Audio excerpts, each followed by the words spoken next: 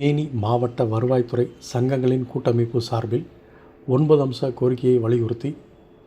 25ஆம் தேதி காலை 11 மணி முதல் கலெக்டர் அலுவலகத்தில் காலவரையற்ற வேலை நிறுத்தம் மற்றும் தொடர் காத்திருப்பு போராட்டம் நடந்தது. தேனி மாவட்ட ஆட்சியர் அலுவலகத்தில் தேனி மாவட்ட வருவாய்த்துறை சங்கங்களின் கூட்டமைப்பு சார்பில் மாவட்ட ஒருங்கிணைப்பாளர் ராமலிங்கம் தலைமையில் 9 அம்ச கோரிக்கையை வலியுறுத்தி காலவரையற்ற வேலை நிறுத்தம் மற்றும் தொடர் காத்திருப்பு போராட்டம் நடந்தது. இந்த போராட்டத்தில்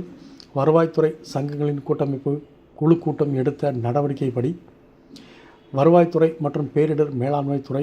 அளவை துறையில் பணிபுரிந்து வரும் அனைத்து நிலை அலுவலர்களின் உயிர் மற்றும் உடைமைகளை பாதுகாக்கவும்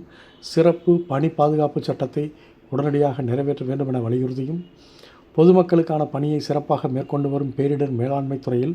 அனைத்து காலி பணியிடங்களையும் காலமுறை ஊதியத்தில் நிரப்ப வேண்டும் என வலியுறுத்தியும், தமிழ்நாடு அரசு பணியாளர் தேர்வாணையம் மூலம் தேர்வு செய்யப்படும்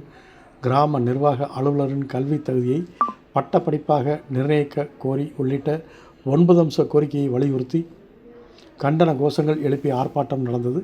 இந்த ஆர்ப்பாட்டத்தில் தேனி மாவட்ட வருவாய்த்துறை சங்கங்களின் கூட்டமைப்பு சார்பில் சுமார் 200க்கும் மேற்பட்டோர் கலந்து கொண்டனர்.